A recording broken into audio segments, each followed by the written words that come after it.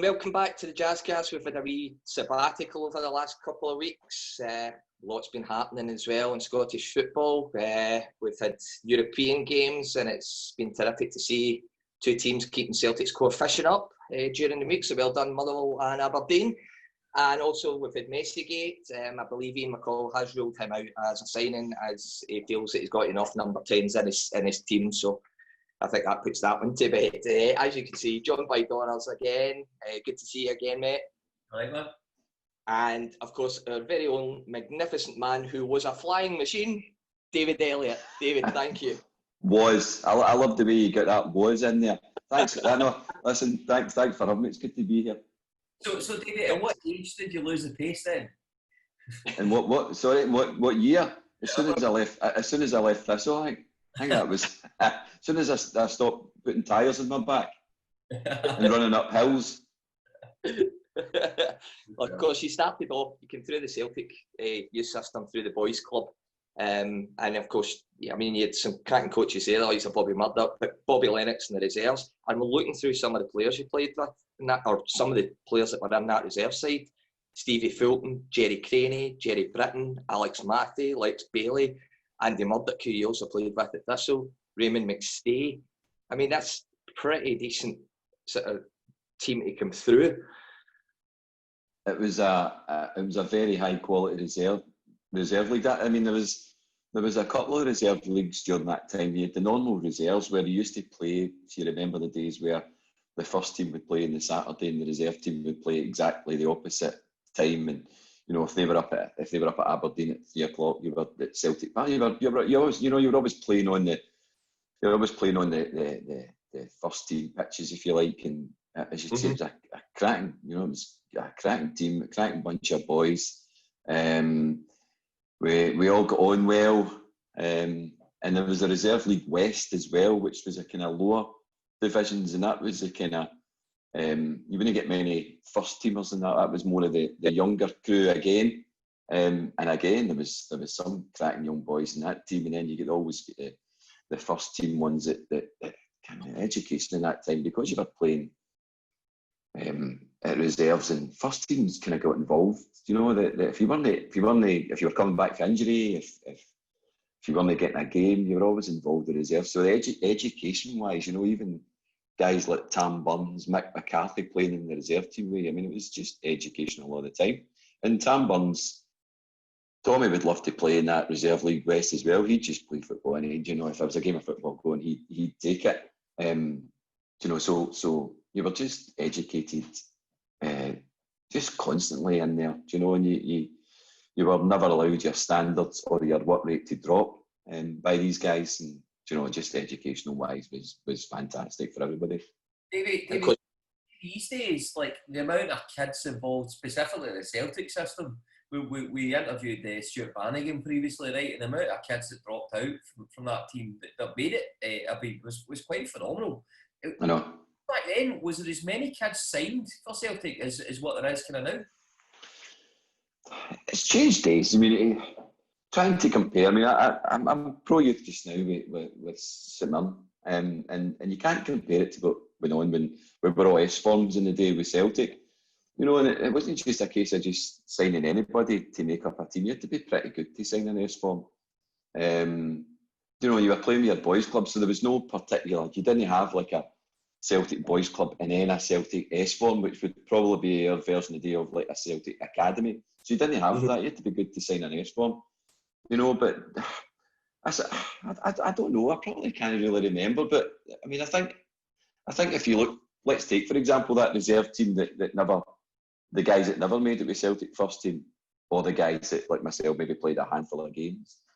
Probably a lot of them have done really, really well throughout their career in different parts of football division wise. Like Fultway, Big Jerry. Just guys like that could go and make a name for themselves somewhere else. The pressure there was pressure on you when you played at Celtic, even as a young boy. Winning was an expectation. You couldn't let, as I said, you couldn't let your standards drop, or your work rate drop, or somebody would go on to you, and then you just wouldn't be playing the next week. And then it was, what was the point of training every week? You couldn't get a game at the weekend. though, like you see, looking back a couple of years ago when Alan Archibald was in charge, I remember him saying that there was like kind of Facebook footballer that as soon as you signed for Partick Thistle, that was you. You think you'd made it, and you really began your journey. Do you know? And a lot of these guys, I think, end up getting released and moving on elsewhere. A lot of them dropped out of the game. And obviously they're talented enough at the point, you know. And I suppose this happens a lot in football. You see it at grassroots just now. There's a lot of talent, you know, but it just seems to filter out the game, you know. But looking backwards, but then you always look backwards more fondly, don't you? But it seemed to be. Aye, that's right. Sorry, there you go. Go on, you go, David. Sorry. I just, I'm dealing with under 14s just now, so you're talking about hormonal 12 and 13-year-olds that just chat, and they don't really care what they're saying half the time or who's around half the time. And I happened to walk by or listening to a conversation the other night they were all having amongst themselves and said they were talking about Man City or something. As they do, the boys talk about football all the time, and they know. See, during this lockdown, I kind of tried to keep in touch with them. So every Thursday night, I'd look forward to it as much as they did. I'd have a football quiz with them or a sports quiz, or eventually that kind of wore off and you put it back to them, what kind of quiz you want, and then it was like a clothing label quiz. David, can we have a clothing label quiz? You know, so the quizzes just end, and then eventually the parents, I'd get the parents involved, so it was a parent and child quiz, and you could see, because you'd be the quiz master, you know what it's like when you're on this Zoom chat, you ask everybody to Zoom and mute their mic, so you can actually see the arguments between father or mother and child as they get the question wrong, as I give them the answers. You know, you can't hear it, but you get the look like, I told you that, well, I thought it was that. So, you know, it's been good times. And I happened to hear a conversation the other night, and I think they were talking about Messi, as you kind of mentioned there. Lambie would have tried to sign him, by the way. I know what you're talking about. He wouldn't have cared about number 10, so he'd have tried to sign him. But they were talking about Messi, and then I think it went on to Man City, and they said, you know, how come we go down to these places? We went down to Sunderland a couple of years ago and gave their pro youth team a bit of a scene, you know, a bit of a education in football and winning. And I remember the guy, that wasn't our real team, there's a game with Morris, and you're like, I ain't bother. And they said, and I think they went down there to take it down. I mean, it was Sunderland last year they went to as well. Obviously, there was that Jack Ross connection at St Mirren. Yeah. And they said something like that, how are we always better than them at this age? But when they get older, why are they always better than us? You know, so that must go through their heads as a young child. Why is this happening? If I could have joined the conversation, I'd have probably said, I don't really know. But there does seem to be, I mean, even when you go to the international teams, they always seem to do well at that age, don't they? And always have throughout the years, but it's 15 or 16, 17s, 18s, and then all of a sudden something happens somewhere, and I don't know quite what it is, but you can only do your best at the time and see what happens. I mean, you look at football now, physically wise. They're all just athletes, really, aren't they? And they're all tall, athletic people. That, you know, gone are the days where you used to be able to get by. Maybe a wee chunky midfielder could get by, right? But I think those days are long gone now. Wee chunky midfielders with ability could get by. I think those days are long gone. You know, you need to be just, you know, you don't need to be 6'2", don't get me wrong, but you still need that athleticism about you now. Yeah. I mean, that's towards the end of the 88-89 season.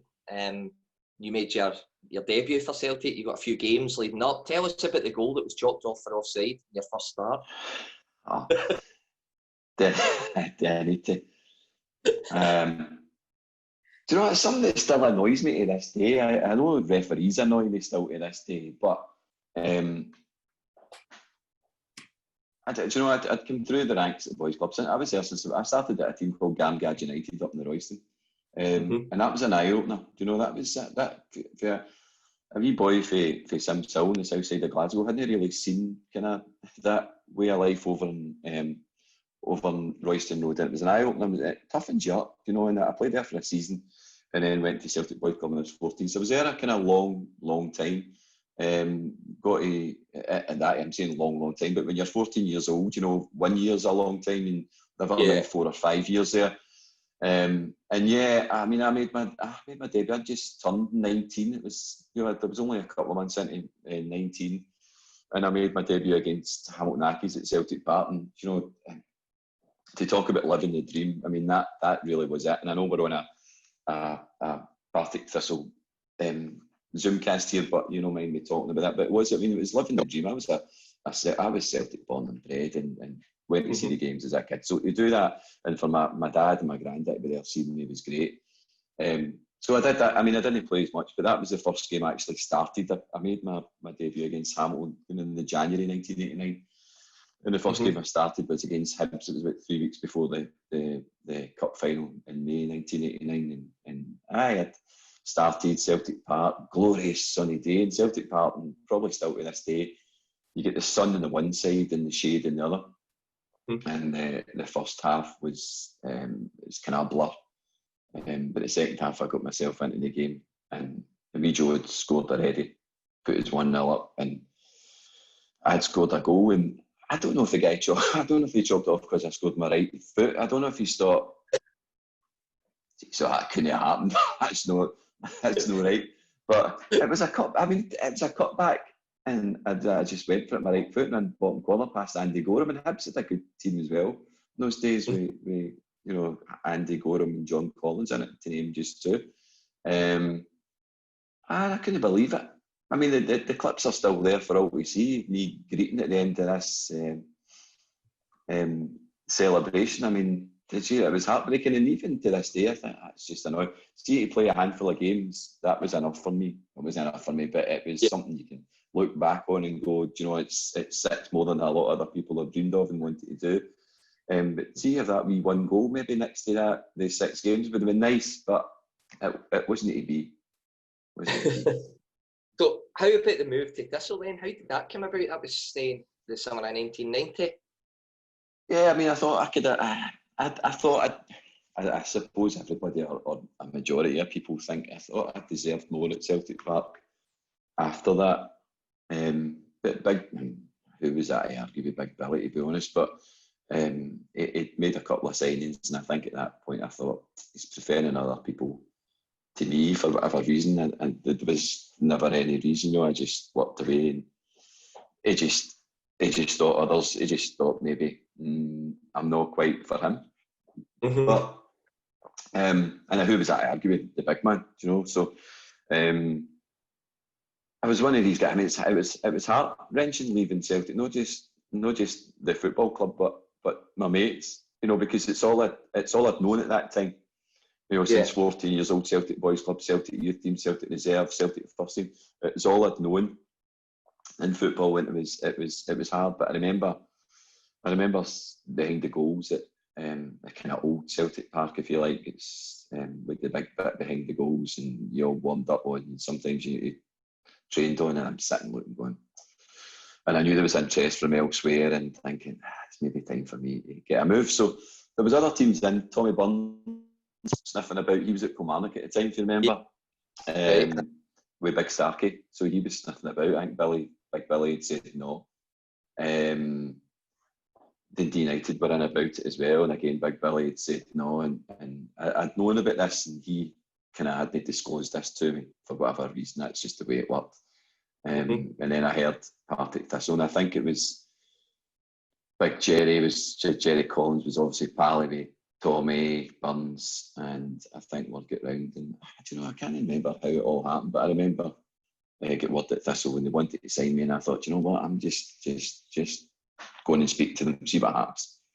And not too sure what was going on at Firhill at the time. I think it possibly could have been these new floodlights that were going up, because I don't know if the dressing room's got a refurb or possibly something like that, but there was a couple of porter cabins. Real Lambie's office was the porter cabin at the time.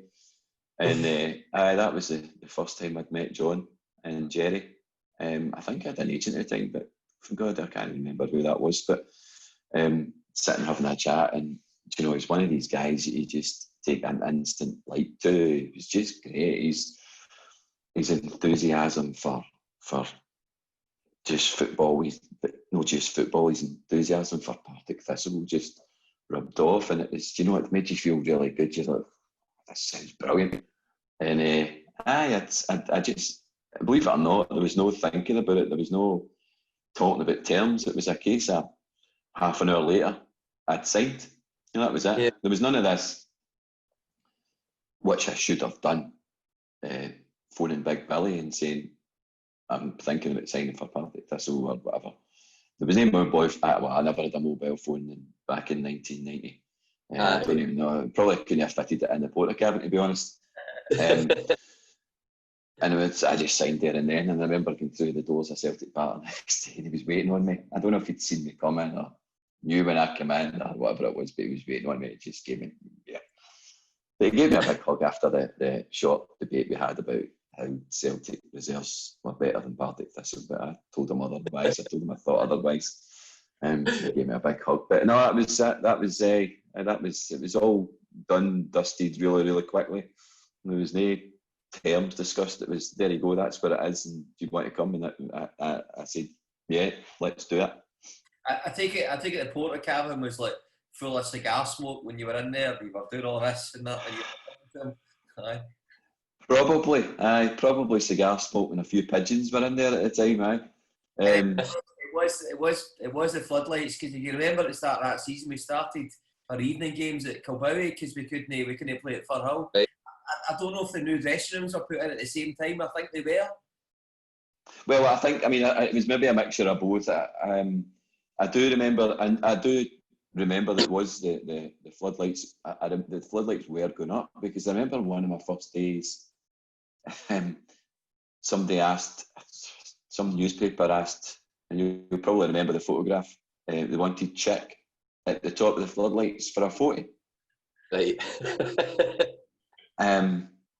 Chic's like that. Aye. No, and I'd been on Chic, and I'd known any of the boys.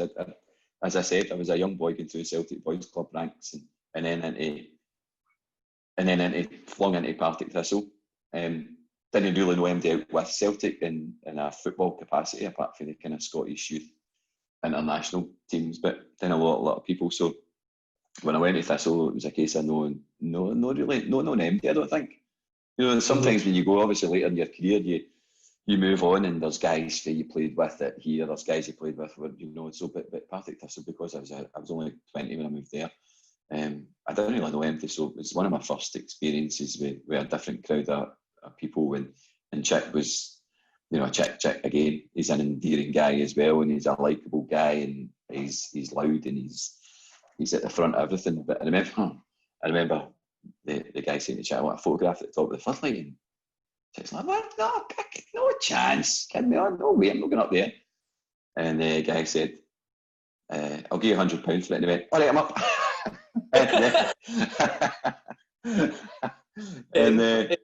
So straight up to the top. There's wee ladders inside, and away he went. And he's got this photograph, and I don't know, have you seen it, or maybe it's about, I think Stuart got a copy of it. I'm pretty sure it has.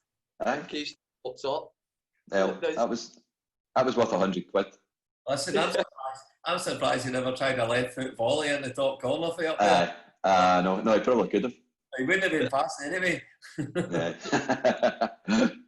But your competitive debut for this, so I know you played in the likes of, I think you played a Lewis 11, I think might have been your first game up in Stornoway pre-season, but the competitive debut was fairly lively. Skull Cup at Brockville, and I'm going to talk about Falkirk.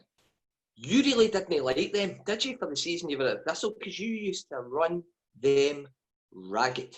That was my overriding memories of that season, was every time you came up against Falkirk, you ran riot. I think they dreaded you. I mean, there was two guys saying, Peter Houston scored for Falkirk direct for a corner. I think Cammy Duncan, for the first time that season at Brockville, palmed it in. And then Gary Peebles, he'd equalised, but Crawford Bapty had been sent off. Then Gordon Ray got sent off. And then ironically, it was Jim Duffy that scored the winning penalty. The first time he'd been back at Brockville as a player. Right, I know. I'll go one step further when you said I didn't like them when I was at Thistle. I didn't like them when I was at Falkirk either, to be honest.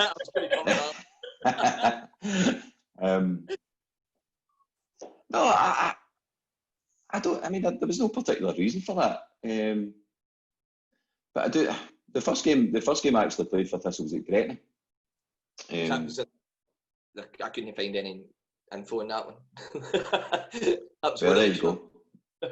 Oh, do you know? I actually think we won 1-0, but I don't. Do you know? I don't know. All right, I remember playing at Gretna, and that was my first game I played for Thistle before going on the wee tour up Stornoway. Oh man, it was some place up there, and I don't know why John picked that. It was as if he got there and he thought, what have I brought? You know, he's looking, going, what have I brought the boys to? And we tried to get a training venue up there on the Sunday. And I don't know if you know these places. Sundays are a total lockdown. Sundays are an absolute lockdown in these places. And we ended up getting taxis to the beach to train. And I think even the taxi drivers were like, no, we're not working, and I don't know how he managed to. I probably do know how he managed to swing getting the taxi drivers. But what ended up, taxi drivers probably like, oh yes, here we go. But we all get taxis. We jumped in about 4 or 5 taxis and got us to the beach to train. It was the only way to go. But it was a good wee trip, and it was a good wee bonding for everybody up in Gretna. You know, it's not as if you could get groups of 2 or 3 going here or groups of 3 or 4 going there. You were limited to where you could go, so you were all kept together. And a Method in his madness, he was probably right again. Probably a great place to go for pre-season. But moving Brockville was my first kind of competitive game. It was just blood and snotters at that point, and it was probably Falkirk had seen us as a one of the big guns in the league, if you like, that year. They were going to be going for the league, and we'd probably seen Falkirk as that. And first game, it was great. It was just end to end, non-stop. And as you say, Duff managed to score. I mean, it's funny for Duff, wasn't it? I mean, Duff was a really, really young manager, wasn't he, when you look back? Yeah. Right. I mean, and then back out playing again after it. To really do that. Was. I mean, it's incredible. A lot of people forget that. He was told to chuck it and he chucked it. I know. And then he just come back and his gammy knees. And he was always told that. I remember him saying to me, I got on really well with Duff, actually. I was, for the age gap in the team, I was probably one of the younger ones in that team. I was only 20 at the time, and Duff was 33. I don't know, but obviously it was at age, and I got on really, really, really well with Duff. 2 years hit it off, and I just loved everything about Duff. I just loved the way they presented themselves, both on and off the park. I mean, on the park, as you guys know, man, it wasn't quick, but no. you couldn't get by him. He wasn't. The best centre half, I said this previously, best centre half I've ever seen. I remember it was a game against Forth or something like that, and I'd never seen anything like it. And it was his speed of thought, and we were attacking, and their goalie had the ball, and he went to punt it, right? And Jim Duffy ran for his half into the opposition half to crack the striker half side. Mm-hmm. Right? But he was shouting the ball at the linesman because even the linesman wasn't aware of that kind of stuff, and then the linesman realised the fact. It was just a step ahead of everybody. Yeah, his thought process was. I mean, you'll know that he was a young boy at Celtic Park as well. So educational wise, it rubbed off on him too. Is that a great game? David, see you signed for us. Did you sign as a left back and then you quickly moved to a left midfielder? I seem to remember early games you playing the number 3 jersey on. I just think that was John's thought process. No, I didn't sign as a left back, but being left-sided and being quick in those days was quick, as it was pointed out. Yes. So, I mean, I think that's a natural progression sometimes, where young boys that play wide left further up the pitch will, when they get a wee bit kind of older drop back to left back. But I think John maybe saw that was a position that he maybe saw me in, that if I could play left back but I mean John was there, you know, he was just go for it. He was just attack minded, wasn't he? But let's sit in and let's soak it up. And so even if you played left back or right back, you were going to know you were attacking anyway. But he started me a couple of times left back but no, I mean, I was in those days when I came for Celtic. You were a 4-4-2, and that was it. Simple. There was no 4-1-4-1s or 4-2-3-1s or 3-5, whatever you want. There was a 4-4-2, and you were a winger that when you were attacking, you attacked, and when you're defending, you defend. That was the simple case of a left-sided 4-4-2 player. And you know, so that was my role at Celtic. So no, I didn't come as a left back, but I do remember a couple of early starts playing in that area with a number 3 on. Mm-hmm. Yep. First goal, of course, was at Brockville. Always at Brockville. That was you and Chic with a penalty and a 2-0 win. Yeah. And see, look at the crowds for that season, David.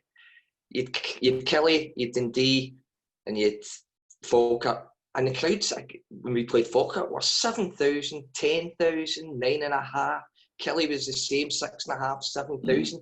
You know, I mean, crowds that are unheard of. God, even in the Premier League nowadays in Scotland, you know, you look back, you know, that's a good, you know, you're coming for 60,000 at Parkhead, but at least you were coming to, you're not going down to 800, you know, sort of 900, 1,000, you know, they were big crowds. All the clubs were pulling.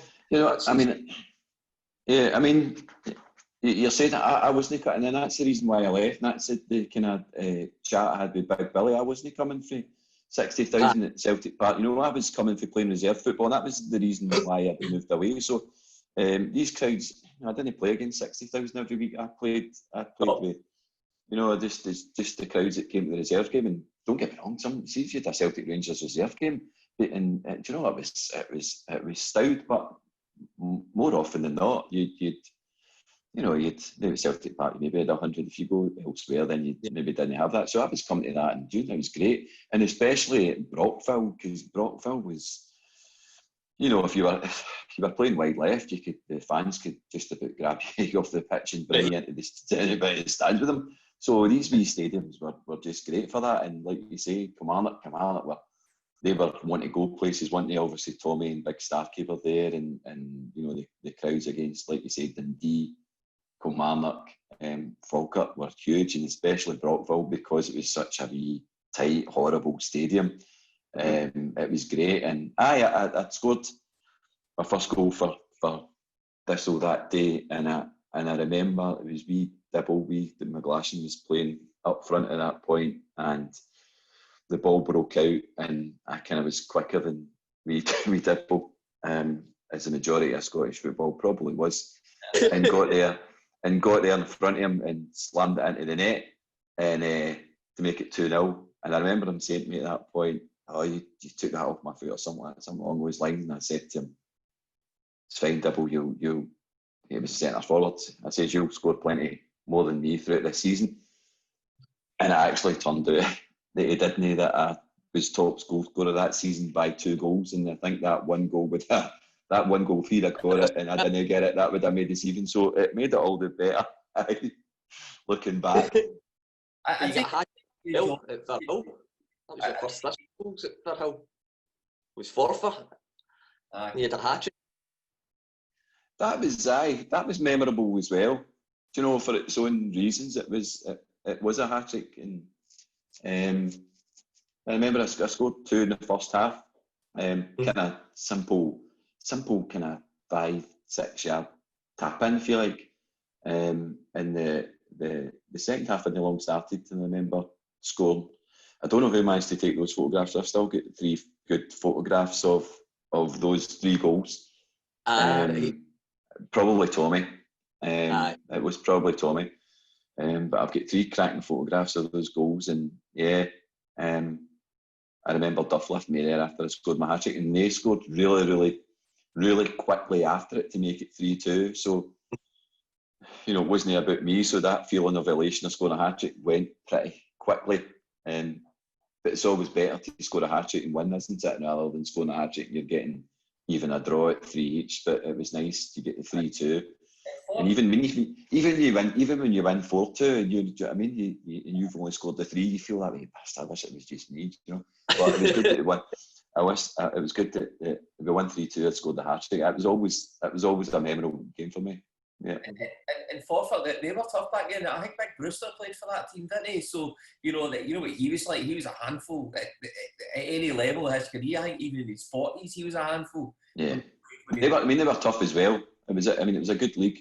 Even going up to Brecon in the day, they kind of give you, because it was a bit of a trip up there, as you know, and you know, going away up to Brecon, they gave us tough games as well, and Forfar away. I don't know if we beat Forfar away. I can't remember. I know it was tight anyway, but they were a tough nut to crack as well. Like you say, Big Brewster's always capable of scoring goals against you too.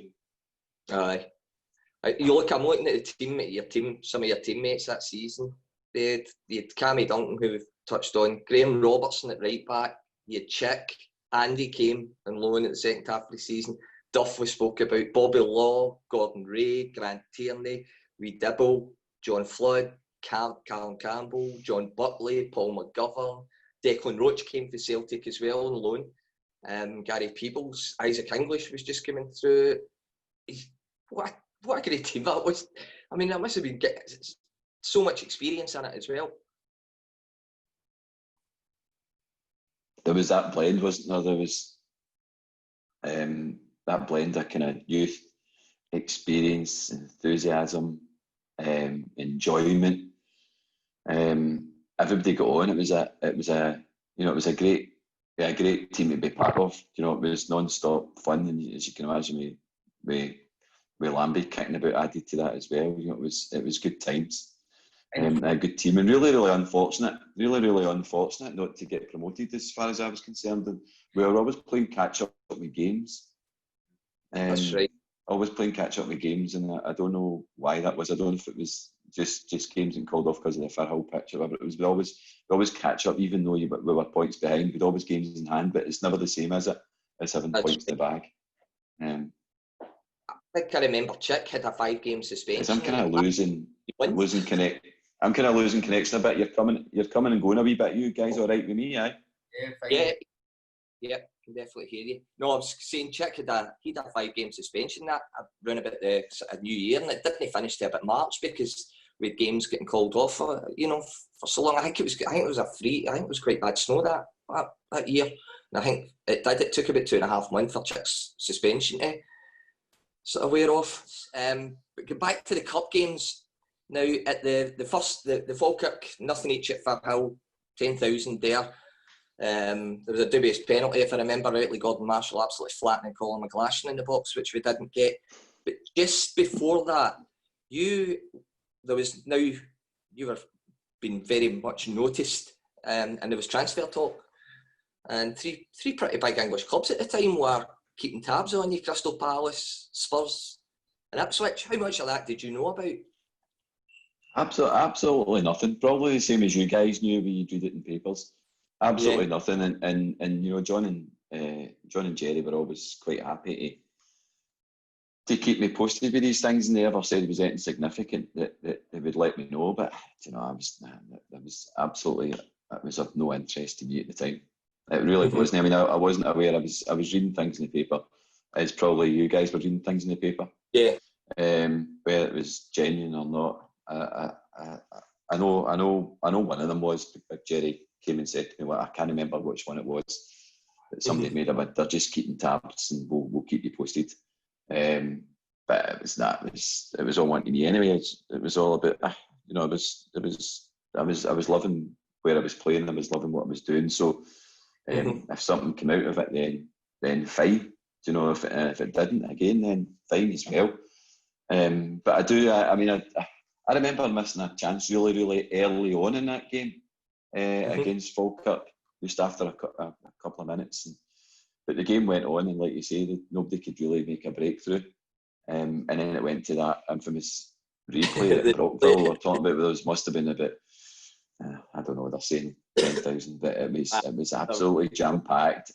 Tuesday or Wednesday night, floodlights were on at Brockville. I mean, it was what a night it was. It was brilliant, and apart from the result at the end, but it was a great game to play in. And like you said, Chick wasn't playing that game either, because I don't know if Duff was playing midfield that night. I don't know. It might have been. Duff was. It was. I don't know. It was Gordon Ray and Tierney at centre half that night. Well, I was going to say that would be the options, wouldn't it? Aye. So there you go. Duff would be playing in the middle of the park, and I was playing left sided with Bobby Law left back. Is that right? Until you get involved in a bit of a ding dong with. I think it was big. Was it Big Simon Stainrod, or was it Sammy McGivern? I can't remember. Listen. See when you mentioned Big Stainrod, honestly, was he as much an arse as he was coming across the telly?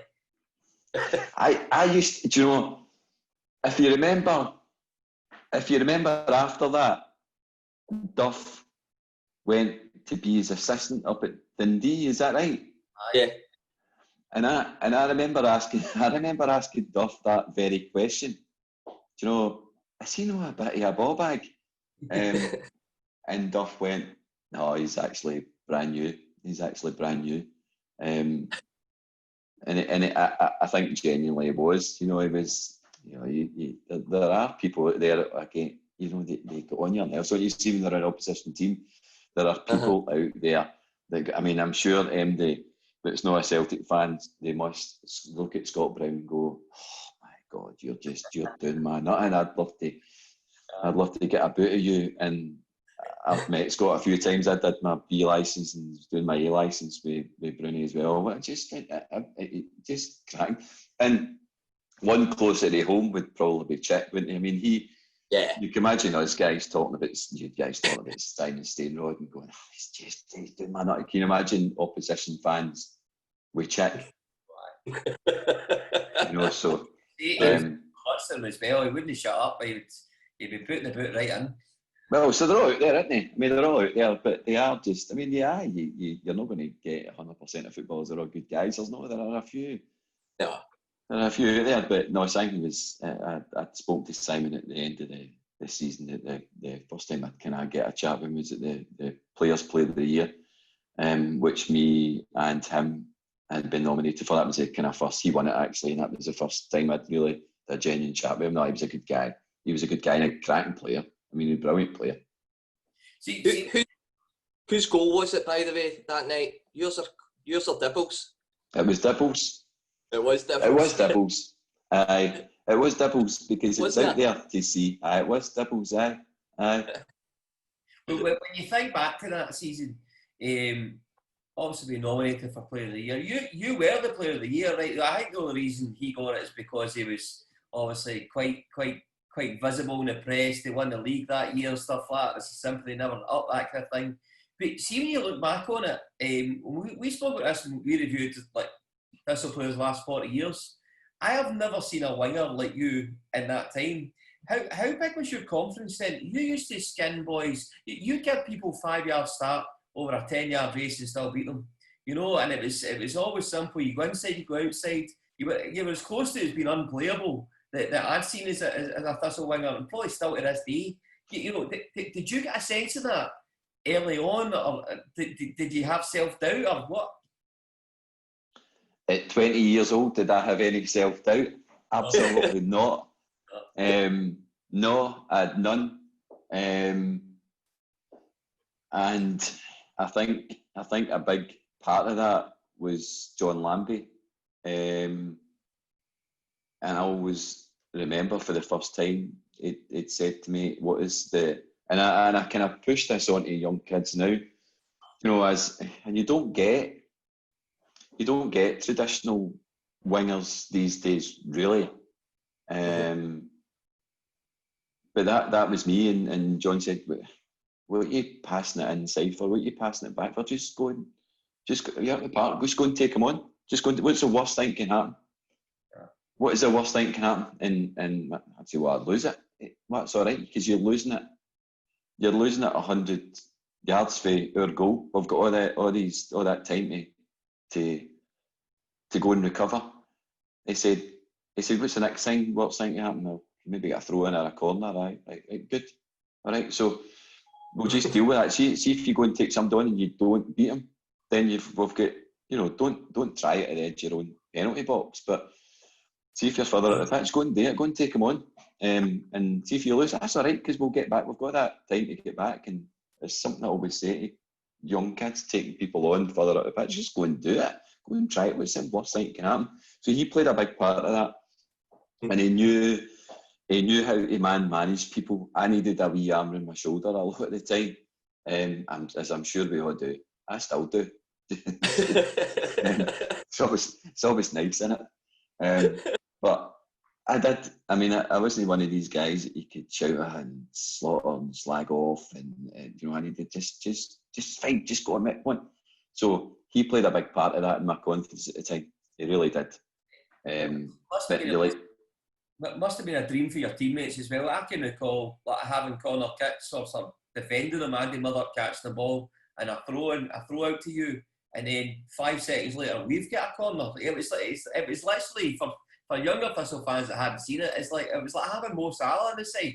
It was farcical. On that left hand side, it was brilliant, absolute. It's funny because I heard that somebody was having a chat with Stevie Fulton, and he was talking about his younger days in the Celtic reserves and Bobby Lennox, and Bobby was a fit guy, right? And as you're probably aware, I mean, he played till kind of late 30s at the top level of Celtic, so he was a fit guy. And even in training, he knew where the net was. He was fit, and he loved taking Celtic reserves on like fitness, right? Queen's Park was his favourite. Tuesday, you'd dread. You come in on a Monday morning for training after your reserve game, and the Saturday and always good. No bother. If you won, great. If you didn't, it was a bit of a downer. But you just go on, mate. Tuesdays, well, it was nerve shattering because you were thinking, is he going to knock on that door and go, right, we're going to Queen's Park? The Queen's Park had a big flagpole at the top of the hill, and it's got about 3 other hills before you reach the flagpole, and he loved the run in Queen's Park. And so he was on, he loved the fit guys, and Filthy talks about wee Bobby getting onto him because Filthy said, I just got the ball, and Filthy was a tremendous player. I mean, Filthy was brilliant. I just got the ball and just gave it to David Elliot, and then I left, and David would cross it, and that was it. And wee Bobby used, and then he says David Elliot would just run back and defend as well, and wee Bobby used to go and go, stop letting him do all your work for you. But I mean, it's just the way I'd been brought up football wise, just go and work hard. You've got a job to do. You're on the left side. That's your job. Up and down, and just do it. Well, towards the end of that season, there had been stuff in the papers about potential transfers and stuff, and I was trying to check. I know you scored in a 2-1 win at Brecon, which I think was the third last game of the season. I don't recall you playing in the infamous last game of the season, which we don't really tend to talk about.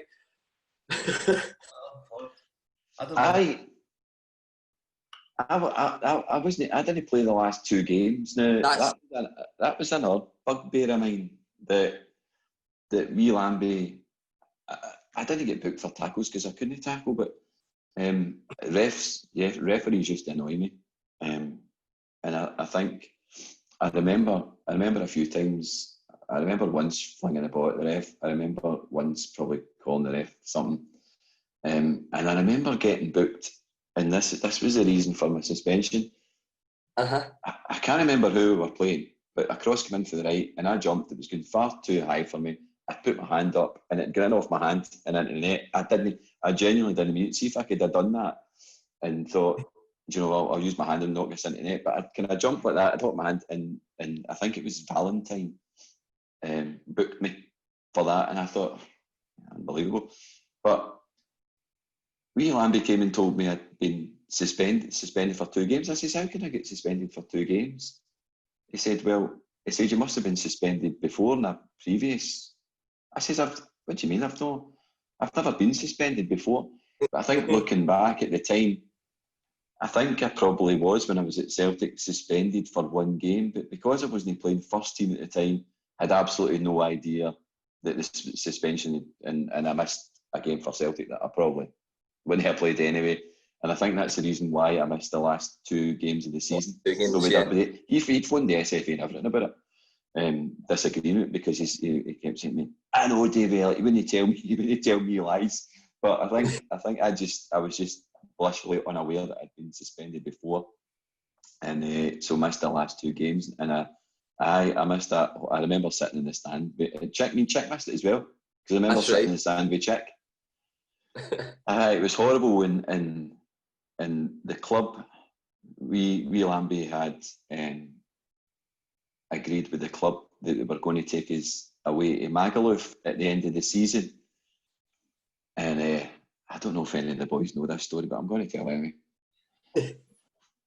After that game, he went in and just absolutely slaughtered them all and told them that their trip to Magaluf was cancelled.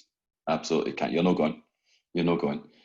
But I think it was Duff that had arranged this through his mate, who worked in a travel agency. We were all going to Magaluf, and eventually Duff said, "Listen, obviously the club have decided they're not paying for it anymore after what had happened, but if you want to go, we'll just pay our own way and go," which the majority of us agreed. But Whelan came to me and said, "I'll still pay yourself."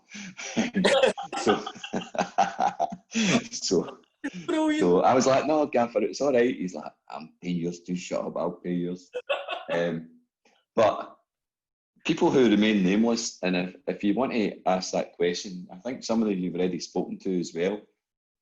Some people decided that it was an easier way of dealing with their wives or girlfriends by telling them it was a compulsory training exercise we were going to Magaluf for, and had requested a headed letter from Partick Thistle stating that the boys were going to Magaluf. Surely women haven't fallen for this Magaluf trick, have they? Anyway, so they had to go to, they probably put mainland Spain or Spain or something like that as a compulsory post-season training exercise, and handed these letters to their wives so that they could get away. And we had the end of season Partick Thistle Players Player of the Year, which we'd all voted for. Yeah. And Duff made a wee speech. Duff, as team captain, had made a wee speech, and Paddy's speech was, and anybody that's told their wives that this is a compulsory training exercise that we're going to Magaluf for, they're absolute liars. He said, "We're just going to get full of the drink and meet some woman." And all hell broke loose, as you can imagine, because the wives were there as well. So all hell broke loose. People were told that was the end of the night up the road. So it was quite funny. But, the gaffer still paid my trip to Magaluf, if I remember. Still pay for it, aye. That's funny for Jim Duffy, who didn't drink. You know what I mean, saying that? Aye, well, he wasn't caring, was he? He was just putting the rest of the boys in their place, you know. I think he was just there as a wind-up all the time. And Magaluf was, I mean, I didn't tell you too much, many stories about Magaluf. Magaluf was, and Duff will remember this as well, it was kind of end of season, and me and Duff were in. I can't remember why we were in. But most of the boys weren't there that day, and I don't know if I was going in talking to the gaffer about my move to St Mirren, because that was kind of on round about that time before I'd gone away. And I remember me and Duff being in, and Duff, I was out in the pitch, and Duff shouted me in and says, "El, you need to come in and hear this." So he said to the gaffer, "Tell Ello the story." And he said, "Ello, I've got Jake Dawes in my loft." And he says, what a racket they're making. And Duff went, "Hey, Ello," he says, "they're making this noise." And Duff went, "Ah," like that. And he said to Duff, "It's not the noise they make. That's one of the birds you get, what you call them, cockatoos." And Duff went, "What are you talking about, cockatoos?" He says, "One of the birds that wake you up first thing in the morning, a cockatoo." And Duff went, no, it's a cockerel, gaffer. A cockerel. He's like, all right, yeah, whatever you cried him, and that's what he said, whatever you cried him. And then he went, and anyway, he says, I've got these jackdaws in my love. And he went, and he had this crazy noise come out of his mouth. It was, honestly, it was brilliant. But me and Duff were howling. But see, we were telling the rest of the boys the story, and see, when we went to Magaluf, you could be down, genuinely, you could be down in the town centre, sitting, having a drink, whatever you're doing, and in the distance, you could hear everybody on their balconies at 2 a.m, hours in the night with this, just, it was everywhere you went in Magaluf, and yeah, it was just great. It was brilliant. But wee Lambie was nuts. He was absolutely nuts in his Jake Dawes story. And Duff will still remember that story at this stage. We have discussed it since then. Because if you remember, I went to Hibs and Duff signed me at Hibs, and we still used to do the Jake Daw noise. Jesus, brilliant. Well, at the end of that season, you had 4 years at St Mirren. You had to move. It was you and Chic that went, and I think we got George Shaw and Mark McWalter and Cash, I think, as well, didn't we? As far as I knew, that really was none of my business anyway. But John and Jerry did tell me they'd done quite well. They were quite happy with, well, to an extent, they were quite happy with what was going on. Mm-hmm. But how was it? Sorry? How did it feel? You then, because they were Premier League, obviously. They're only Premier League, if you remember, because of reconstruction, and it was difficult times initially going there. I mean, Davy Hay, in fact, it was Davy Hay that signed me for Celtic, but wasn't really aware too much about what he was getting, as an S form. Wasn't it a case of Davy Hay, Celtic first team manager, going out and seeing you, but so you were signing professional contracts with Celtic. He didn't see too much of it. It was Davy Hay that signed me for Celtic, but Davy Hay got sacked shortly after. But it was Davy that signed me at St Mirren. It was difficult. It was difficult because they were kind of bottom of the league. They were lacking in confidence. There was players that, maybe just weren't fighting for the cause 100%. So it was a difficult time. But unfortunately, we get relegated in St Mirren, and Partick Thistle went up that year. But I loved St Mirren. I still love St Mirren to this day. I wouldn't be with the academy if I didn't. It was, as I've spoken about before, it's a very, very, it's one of the clubs you fall in love with. It's very, very like Partick Thistle. You go and it's full of great people. You've got a great fan base, and you're welcomed by everybody. Mm-hmm. And it's another one of these clubs you fall in love with. And I spent most of my career, 4 years, was there, and it was, it was great. But unfortunately, a relegation and fighting in the first division for a couple of years wasn't kind of what I'd planned, but that's just football for you. And then you had a couple of years at Falkirk and a couple of years at Hibs as well. Yeah, and Falkirk,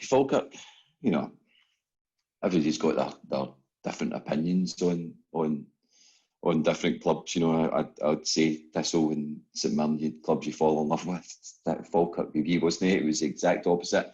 And genuine story, my first game for Falkirk, I ran onto the pitch, you're F off, you wee Lambie bastard, was the shout I got. So that was my welcoming to Falkirk, and it didn't really improve over the 2.5 years I was there. Or 1.5 years it was there, I can't. But again, there was some good pros at Falkirk. They just, John, the gaffer is a kind of acquired taste, if you like. He's got his ways and his means. Some people take to him, some people didn't.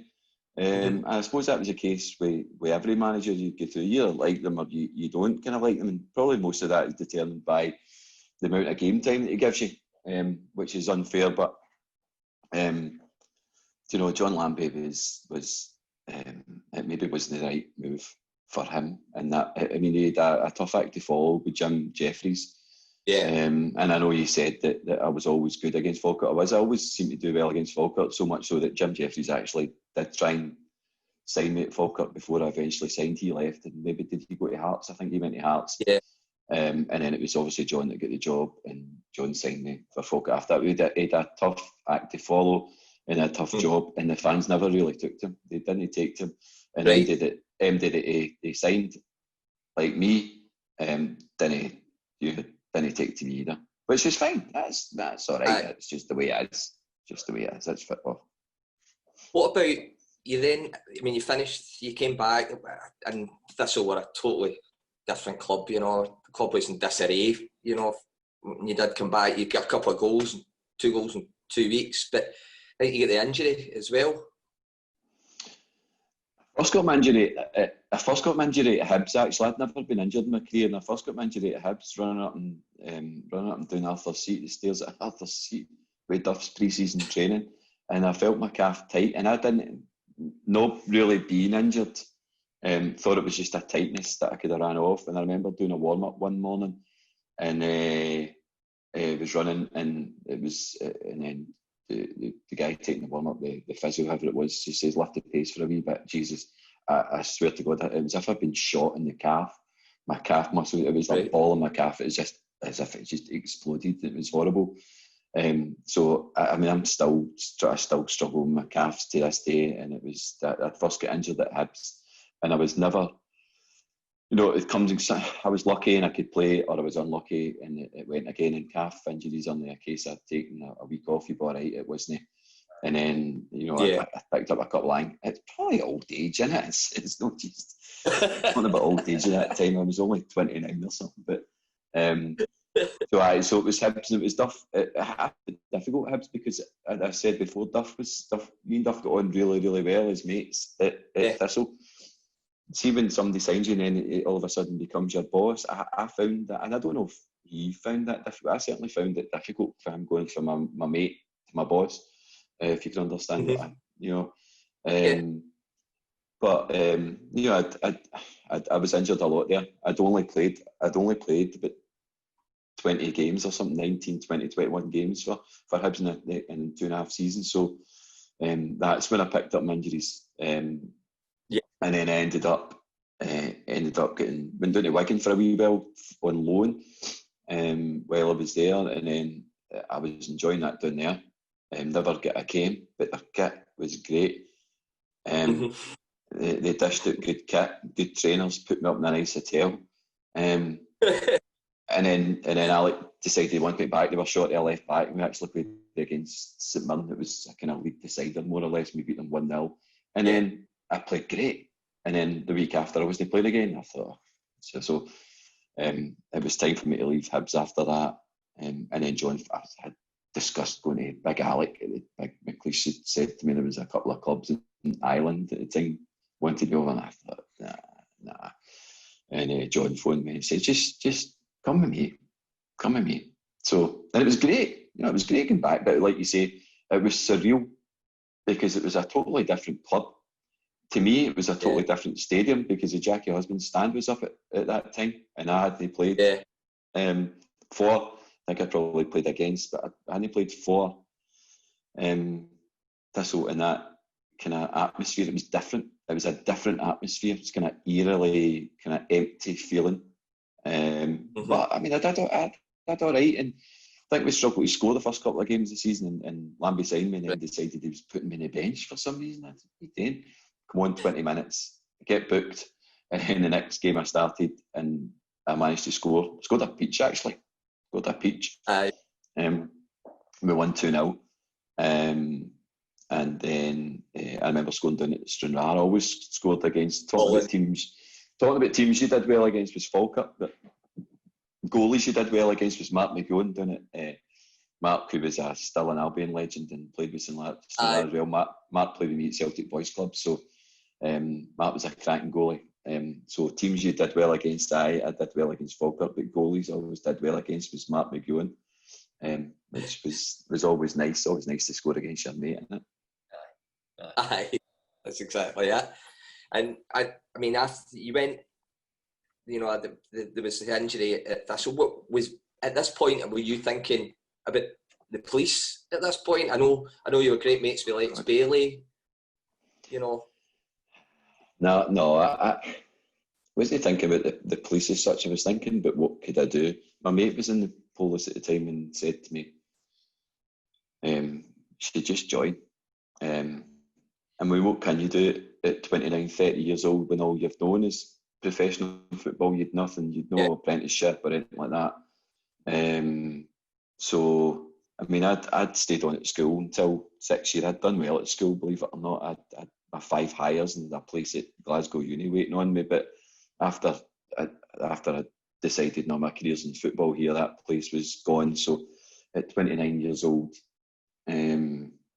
what do you do? And I actually applied, and it was one of the first things John said to me, actually, and I said to him, I says, listen, I've not got long left here, and I'll be looking for a job. He went, no, you're quite right. He says, I wouldn't have anything different. He says, if you weren't looking for a job, I'd be telling you you're looking for a job. So, I mean, he was switched on with that as well. He wasn't, he was a people person, John, where he had the club at heart.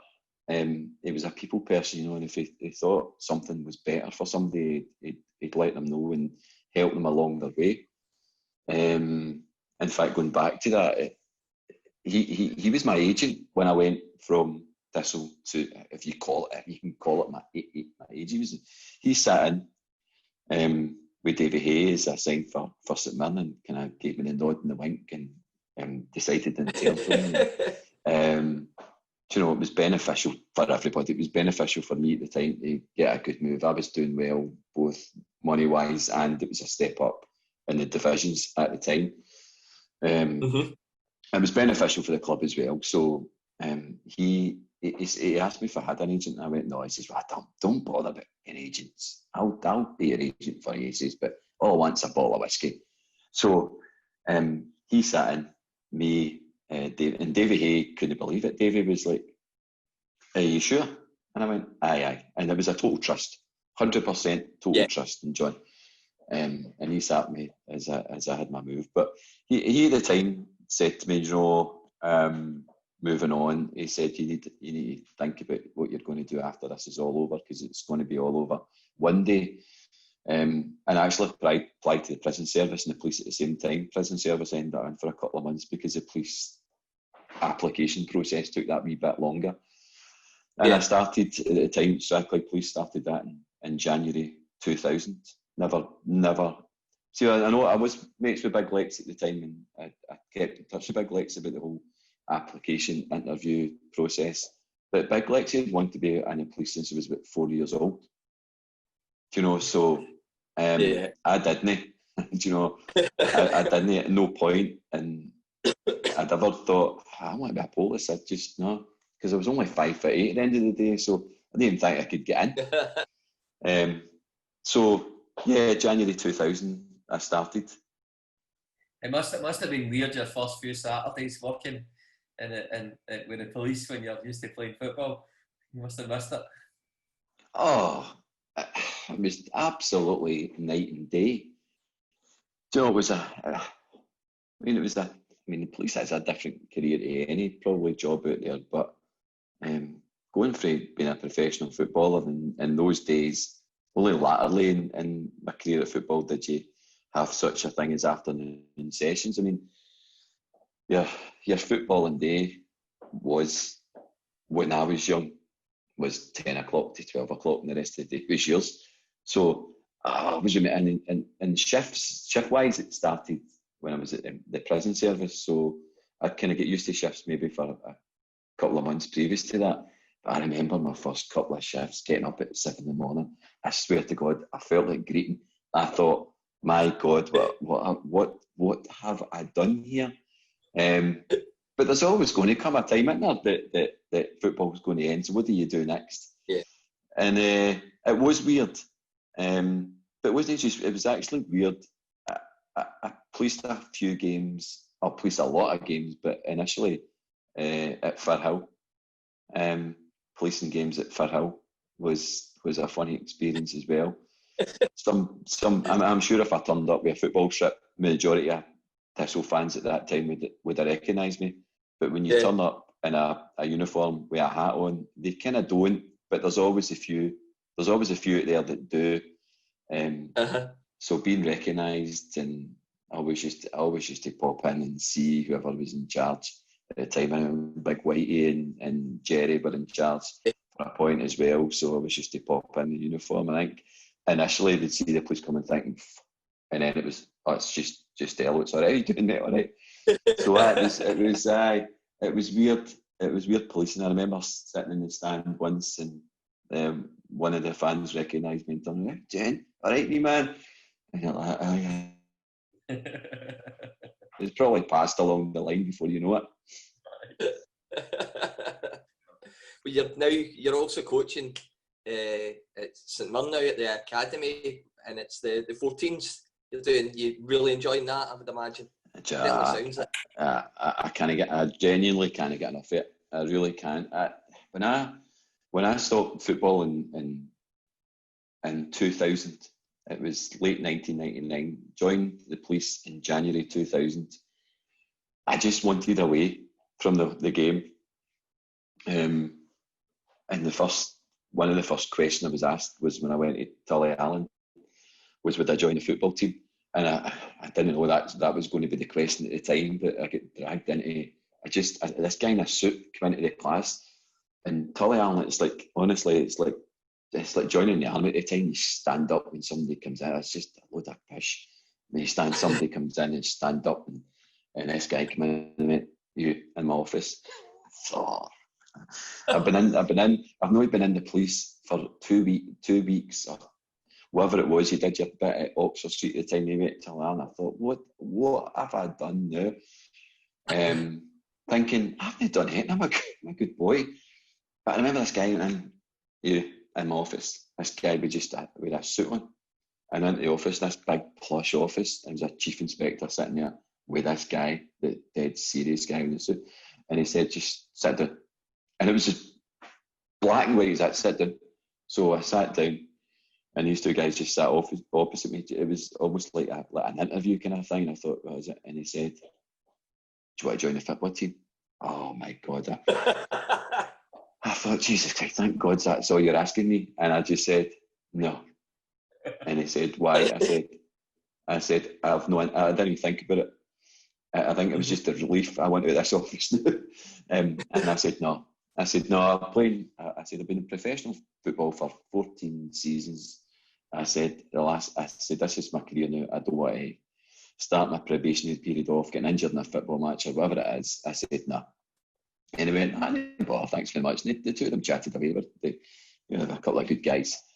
Chatted away about football for the next half hour, got me out the class, I think, more than anything else. And that was me. I really did distance myself from it. No, didn't go to a lot of games either. Didn't watch a lot in the telly. Just wanted to get away for a wee while, and I did. And I think that's done me good. Kind of now, the enthusiasm is just bursting at me now. I can't get enough, and I can't get enough of. To me now is probably do a lot more of youth football. Don't go to see a lot of first team games. When I kind of first back, I did used to go to Firhill a lot. My mates a season ticket older, or I used to go down to Love Street. Call it a day, still call it Love Street. You know what I mean. Aye. But I go and watch it. I go and watch a lot of kids football now. And my game day is a Sunday with the boys. Saturday I'll go and spend, if I can find a couple of good games, a good couple of 2007 games, if there's anybody out there that I could bring in and make better, then I would. But I just love going and watch kids football. Usually with my earphones on, as I am just now, with some music, because the banter at the side is hopeless for parents and coaches. It is, and if you go and see, you're talking about your kids yourself. You go and see kids football. There's too many people at the sidelines with far too much to say. So it is annoying to an extreme. But I love going and watching the kids, just enjoying playing football with their mates. Well, listen, I tell you've got a lot to offer, so that's great. I'm sure there'll be a lot of kids better off with you as a mentor for them. So spot on. Cheers. I like to think so. So we will let you go, Davey, because I know you'll have plans now. Donna's wife's probably champing at the bit there because I know he's got to take care of it because it's her birthday. So happy birthday, Mrs. T. Happy birthday. So thanks so much again, David. It's been absolutely brilliant to for you to give up your time with us this morning. Really, really appreciate you. Genuinely is an absolute pleasure, and any time you want to chat about the old days, I'm here. I'm happy to do it.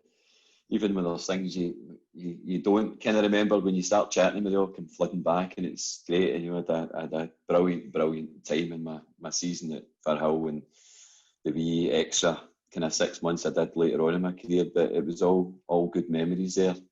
Loads of good people, great bunch of fans, some good teammates, and some good friends I've met over the years. So it's been great chatting. Brilliant. Well, thanks very much again, Davey. Next week we'll be back. Next weekend, probably start of the week. By the time we'll probably record late on next week. So look out on social media, the Facebook page and also Twitter. But for now, thanks very much for watching, and Mon the Jags.